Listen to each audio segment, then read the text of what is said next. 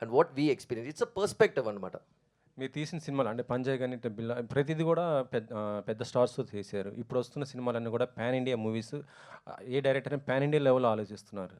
So ఇది pan India కాదు కదా. ఇది డెఫినెట్గా పాన్ ఇండియా కాదండి. This is purely a love story which is regional and we are releasing it now in Telugu and other languages. So it's not a pan Indian film అనమాట. సో ఇందాక పవన్ గారి గురించి చెప్పారు. అవునండి.